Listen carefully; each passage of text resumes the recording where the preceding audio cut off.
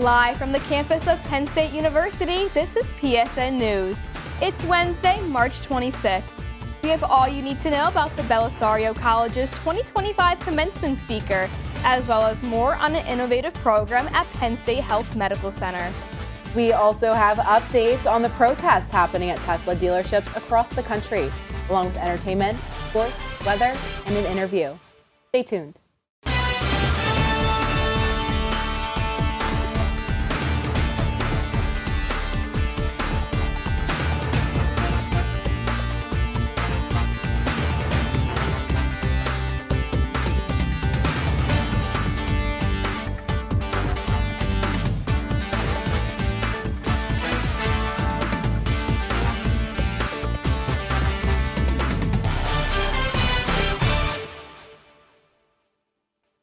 Thanks for joining us tonight. I'm Grace Eckerle. And I'm Brooke Bilski. Graduation season is quickly approaching, and Penn State's Donald P. Belisario College of Communications has just announced this year's commencement speaker. Senior correspondent for PBS NewsHour, Judy Woodruff, will speak during the undergraduate commencement this May. Her career as a broadcast journalist has spanned for 4 decades, holding positions at CNN, NBC, and PBS, where Woodruff and her co-anchor Gwen Eiffel became the first 2 women to co-anchor a national news broadcast. This year's commencement will be held on May 10th at the Bryce Jordan Center, with exercises beginning at 1 p.m. Some innovation coming out of Hershey. In a new high-pressure simulation at Penn State Health's Milton S. Hershey Medical Center, the U.S. National Guard medics are working on their trauma response skills. The exercise, part of the inaugural Hershey Trauma Readiness, Education, and Training Program, places them in combat zone scenarios. The 2-week training program simulates treating wounded soldiers amidst battlefield sounds, offering a new hands-on experience in trauma care. This makes Milton S. Hershey Medical Center the East Coast's one and only National Guard training center. The Geographics Lab at Penn State's Department of Geography will be hosting its first Community Mapping Day. The inaugural event will take place on Saturday, April 5th in the Walker Building and is free to the public. Participants will come together for a day centered around the theme of envisioning sustainable cities and communities. Attendees will work throughout the day on developing a pollinator pathway map for a community in suburban Philadelphia. Participants will also have the opportunity to expand their environmental knowledge while experimenting creatively. Organizers of the Community Mapping Day hope to make this an annual tradition. Steve and Nancy Sheets, known as the founders of Sheets and the most generous donors in Penn State Altoona's history, have committed additional funds to enhance 2 key programs they've established, the Sheets Fellows Program and the Sheets Center for Entrepreneurial Excellence. This will not only increase scholarships, but also expand the center, which provides both mentorship and financial aid to students. The Sheets Fellows Program has already helped over 130 students develop skills for success. And the weather roller coaster continues with snow flurries today and warmer weather by the weekend. Student meteorologist Emmett Ricker is live in the studio with this week's forecast. Emmett? Thanks, Grace, and couldn't have said it better myself. Those flurries earlier today, they were a shock as can be, but it goes well with all the windy conditions that we've had earlier on this week. But going with our current conditions right now, we're sitting at about 36 degrees with feels like of 27 due to those 13-mile-per-hour winds, and these winds are really the biggest issue for us this week. But as we move into our next 12 hours, we can see these temperatures start to tick on down, getting down to about 26, and then as that sun comes up, obviously temperatures get a little bit warmer, but that's our low point with 26 this evening. But we do have some light at the end of the tunnel with a, like I said, taste of winter right now with far below average temperatures for today and, looking like tomorrow as well. But the taste of spring, warmer temperatures will return, and as Grace said, with 70-degree temps, it's absolutely lovely. And by Sunday rolls around, we will have the return of these rain clouds. Sunday, Monday might be a little wet out there, but across the board, it's looking like it'll be a little bit warmer compared to this minus 13 temperature change that we've had in this past 24 hours. As you can see from yesterday, we were 13 degrees above what we are right now. And across the board, everything is ticking down. It's all below average from the past 24 hours. And When we move into our temperature outlook, or our current temperatures, we can see we're at 36. Williamsport sitting at about 40 and 45 down there in Philly, 44 in Pittsburgh. So across the board, we're sitting in the high 20s to 30s to even the low 40s. But our departure from average, and today our high was 38. That's minus 14 for this time of year. And across the board, like I said, it's very cool temperatures. Everything is getting a little bit chilly. 51 down in Philly was our high point for the day, but even then, they're minus 5 from their average. Moving into our current radar, we can see we still have a few snow showers here and there. Certainly above the turnpike, we had amounts of snow even further up towards Bradford area and into Erie. And this is all due to some low pressure that's been slowly working its way out of our area, and across the board, everything as it moves towards New York and towards Philly, it's going to transition into rain, but all across the board, we have some localized flurries. Now, for the much broader view, we can see we've got a nice little empty space right here, and this is due to some high pressure that will be working its way into our area in the next hours or so, and it'll leave behind clear skies, so that's why we have these 26-degree temperatures this evening. But we can see this nice little dip. It's working its way in, and that's what will bring with it all the warmer temperatures, but the rain that we will have on Sunday into Monday. For our future radar, we can see temperatures, not temperatures, clear skies. Absolutely nothing out and about. It's wonderful. It's cold. It's going to be cold, and it'll remain windy due to these high pressure that is working its way in. But as we start our day off with Thursday, it's going to be clear, but by the time Thursday evening rolls around, rain is going to start to mix in, and that's going to stick with us that night and leave behind some cloudy skies for Friday.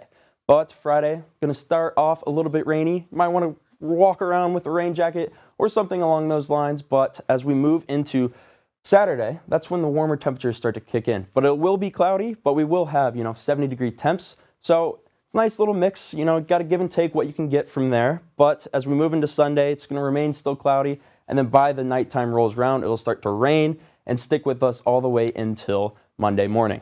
And for our 6 to 10 day temperature outlook, it's starting to get a little bit warmer. We're starting to get the taste of spring, as I mentioned, with this weekend with 70-degree temps. But, we're still sitting kind of in the just above average. We want more of this bright red down towards Atlanta. But for our precipitation, all of the United States, it's going to be wet. It's going to be wild out there. And for Chicago, Harrisburg area, Ohio, we're really, going to get most of that rain as the systems start to continue moving up and out of our general space. For tonight, we can expect 23-degree temps with decreasing clouds due to that high pressure, but our winds are going to remain about 5 to 7 miles per hour. And then as that high pressure sits in tomorrow with those clouds getting left behind towards the evening, it's going to be mostly sunny, but it's going to be very gusty with 28-degree mile per hour winds. And for our 7 day, we've got more of the same. Like I said, 50-degree temps, overcast skies, partly cloudy skies, and rain, and then cold plunge right on Tuesday. But the 72 and the 69 are looking like a wonderful weekend. Back to y'all. Thank you, Emmett. I guess that's just spring and State College for you. Now, stick around after the break because Hannah George will have the latest in sports.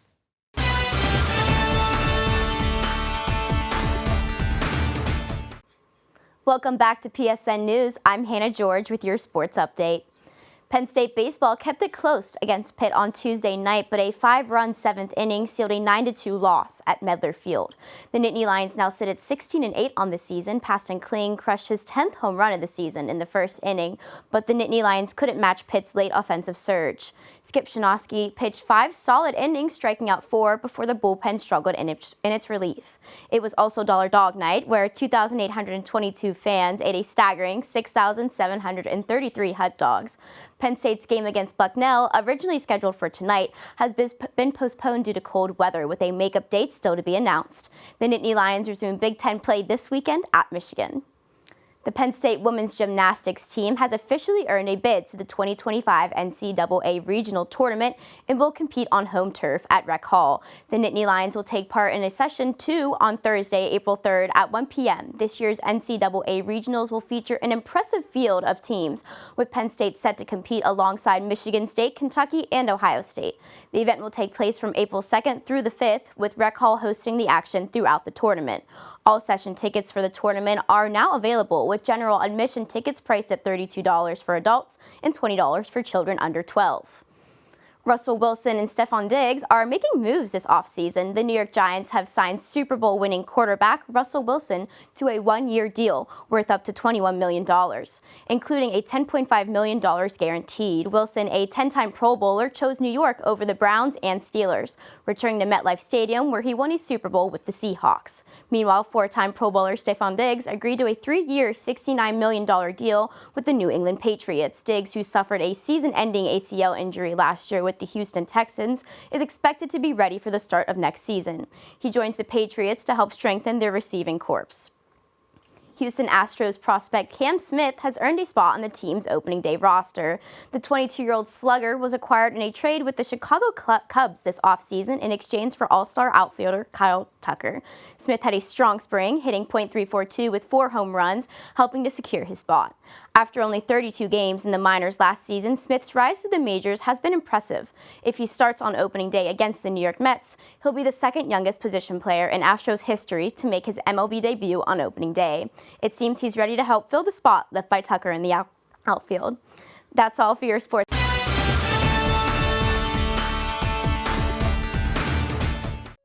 Welcome back to PSN News. I'm Kylie Smith with your entertainment update.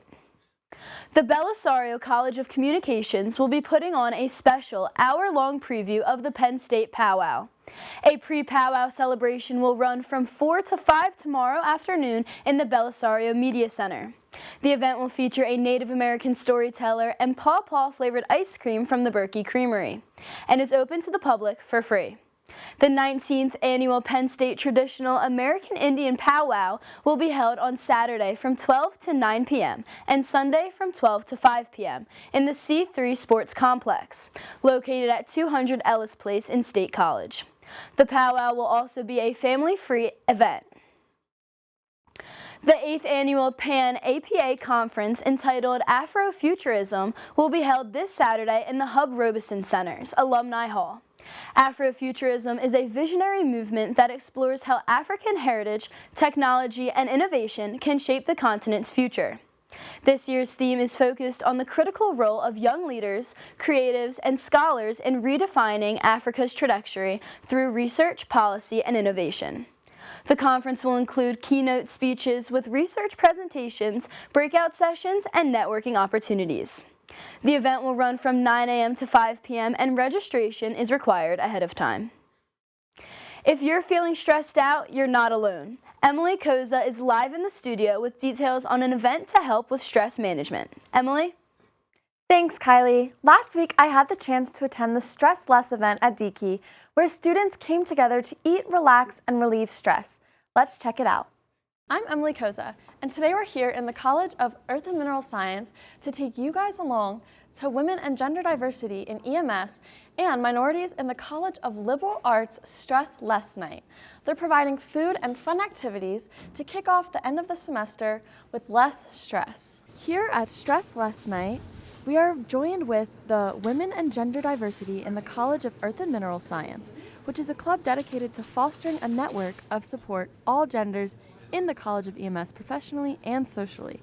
We are also joined by the Minorities in the College of Liberal Arts Club. They're having a Stress Less Night event tonight to kick off the second half of the spring semester. Eat food, chat with their friends, but also do some stress relieving activities.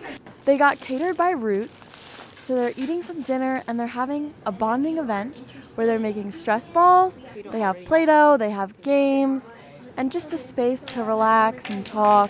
I'm here at the event making a stress ball myself. These journalism majors get stressed too.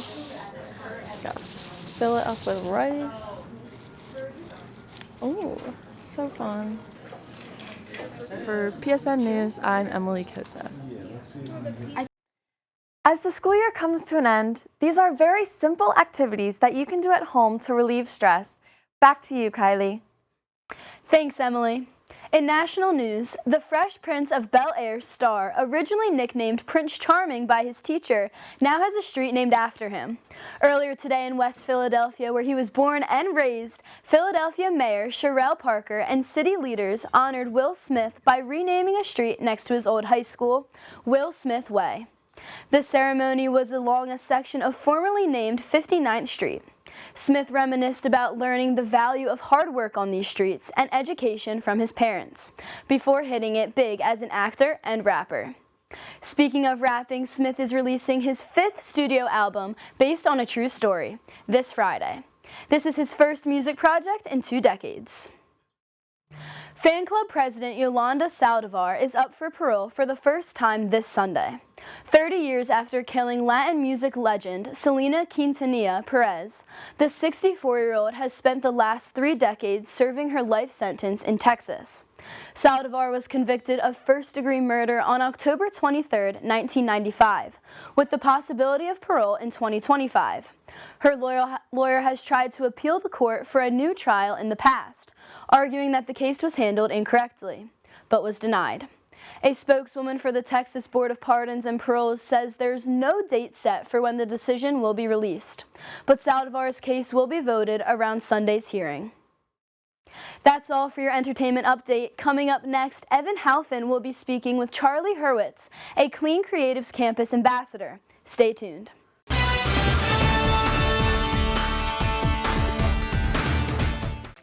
Welcome back to PSN News. I'm Evan Halfin, and with me tonight is Charlie Hurwitz, a Clean Creatives Campus Ambassador. Thank you so much for coming in tonight, Charlie. Yeah, thank you so much for having me. Yeah, so let's get right into it. Tell me a little bit about yourself, your major, where you're from, what year you are.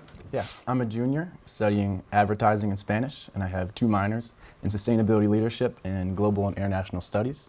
I'm a proud resident of Narberth, Pennsylvania, and outside of my studies, I'm the social media chair for both the club Ultimate Frisbee team, where I also play, as well as Line 90.7, our student-run radio. And I'm also a sustainability chair for Phi Chi Theta Business Fraternity. Gotcha, yeah, you got a lot going on. That's awesome, Yeah. Love to hear it. So what is Clean Creatives and what is its mission? Clean Creatives is a movement of advertisers, PR professionals, and individuals that are cutting ties with fossil fuels. Gotcha. And kind of going off of that, what inspired you to get involved with them? Yeah, so with my minor, sustainability leadership, this is something that's very important to me. And I was looking for a job for this semester, and it worked out perfectly. It's been amazing. It's been the best part of my semester and my best part of college so far. And as one of the Penn State ambassadors, what does your day-to-day responsibilities look like, and what are some initiatives and campaigns that you've guys been creating on campus so far? Yeah, so I've had the pleasure of being a co-ambassador with Zoe Joseph, who unfortunately couldn't be here tonight. But we started out pretty small, just through word of mouth, spreading the word on who we are and what we're doing, talking to our peers, talking to our classmates, talking to our professors, hanging up flyers. Then we moved on to presentations in classrooms, presentations in different organizations. And then we've moved on to bigger pictures, doing things like this. We've been talking to some of the student-run newspapers, and we're getting a portfolio night coming together, so stay tuned for that. And we'll be doing tabling events at the Hub and throughout campus, and especially on Earth Day. So come check us out. Yeah, sounds like you're booked and busy. That's so Oh, yeah. awesome that you're spreading their mission with those initiatives. And kind of going off of that, what role do you think college students and young professionals play in holding their community accountable when it comes to fossil fuel usage? Yeah, so as college students now, it's easy to feel powerless in such a big world, but in 10 years, we're going to be the people holding the positions of power. And I think it's really important to make sure that where you're working, your morals align with theirs. And I think being able to educate students on that now before they enter the workforce is critical. And on top of the education aspect of it, what's one of your favorite parts about working for Clean Creatives at Penn State so far? It's something very important to me. I think the climate crisis is very much a climate crisis, and it's only going to get worse. So I think having any part in educating and helping my community, it's been incredible. And how has working with this organization helped you with your future career within advertising? Yeah, Clean Creatives does a lot for the ambassadors and anyone who's interested. I've had the pleasure of doing events like this where I can practice my public speaking as well as those presentations, and also being organized, and it's up to me how much I get done, and I think that responsibility has really ignited a spark inside of me, and it's green advertising is exactly what I want to do after graduation, and I am viewing this as an opportunity to show that I can do it and that I can do well. Gotcha. And can you tell me a little bit more about green advertising and what that looks like? Yeah, so the advertising field is flooded with a bunch of greenwashing and a bunch of, ads that might not be painting the clearest picture on what the company is doing. So what Clean Creatives is trying to do is make it clear what kind of companies are preaching what they're sowing and who is helping the earth and not destroying it. Gotcha. And what steps can students here at Penn State and young professionals take to support Clean Creatives' mission and be involved even if they're not in PR advertising? Yeah, so a big part of Clean Creatives and what I do as an ambassador is advertise the Clean Creative Student Pledge. The Student Pledge, you basically say, I won't work for these fossil fuel companies, and once you sign that pledge, you get one email and one email only. That invites you to a Slack channel, a group chat with thousands of people in the industry right now with networking and job opportunities, and that's been a great help to me. And outside of that, it's a community. I think Clean Creatives does a great job of providing community. They do Zoom sessions, they do meet and greets all throughout the globe, and even if you're not in advertising and PR, even if you're not in communications, they're happy to have you as part of the team, and they're happy to have anyone that's interested be part of the community. Gotcha, yeah, that's so awesome. And going off of that, is there anything, I guess, in the next year or two that Clean Creatives has prepared for the future? Yeah, each year Clean Creatives has expanded on what they've done in the past. Each year they come out with an F list, which is companies that have refused to sign the pledge and companies that continue to work with the fossil fuel big corporations, and that creates a more clear picture for people like us that are entering the workforce to see where their next job can be. Gotcha. Well, unfortunately, that's all the time we have tonight. Awesome. Thank you so much for coming in, Charlie, and telling us more about Clean Creatives. No problem. Now stick around because coming up next, Brooke and Grace will have the latest news from across the nation.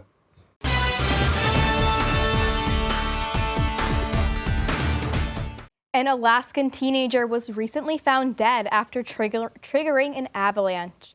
The body of 16-year-old Tucker Challen was recovered on Sunday, about 60 miles southeast of Anchorage, Alaska. Alaska State Troopers stated that Challen was a part of a group of snow machiners who were riding the day prior. The avalanche was caused by Challen riding over a weak layer, which later broke, shooting out and breaking into the slopes. The Avalanche Center has warned people of these unsafe conditions and recommends people ride lower angle slopes. This was the fourth death in Alaska due to snowslides within the past month. Chaos at a Tesla dealership in Palm Beach County, Florida. Over the weekend, a man drove his car into protesters outside the dealership. Fortunately, no one was injured. The protest was part of a series of demonstrations across the United States against Elon Musk and his ties to the Trump administration. Protesters were voicing their opposition to Musk's influence when suspect Andrew Dutil drove across the sidewalk, causing protesters to scramble for safety. This follows a pattern of escalating violence at Musk-owned businesses, including Tesla Cybertrucks being set on fire and gunshots fired at a dealership in Oregon. Dutil was arrested and faces an assault charge. The genetic testing company 23andMe has recently filed for Chapter 11 bankruptcy. The San Francisco-based company, known for its saliva-based DNA testing kits, announced that they are looking to sell all assets in a court-approved reorganization plan. The company's co-founder and CEO, Ann Wojcicki, will also be stepping down from her position to be the, quote, best position as an independent bidder for the company. This announcement follows the all-independent directors of the company's resignation, as well as the company's laying off of 40% of its employees. Former U.S. Representative Mia Love of Utah, known for being the first Black Republican woman elected to Congress, passed away at the age of 49 on Sunday. Her family confirmed her death on social media, sharing that Love had been receiving treatment for brain cancer at Duke University. It was announced that Love had stopped responding to treatment, and she died peacefully at her home in Saratoga Springs. Notable politicians have taken to their own platforms to honor her legacy of service, calling her, quote, a true friend, and an inspiration to all who knew her. That concludes our show here tonight at PSN News. Be sure to check us out on Twitter and Facebook at PSN News, on Instagram at Penn State Network News, and to subscribe to our YouTube channel at youtube.com/PSN News. Have a good night and stay safe, Penn State.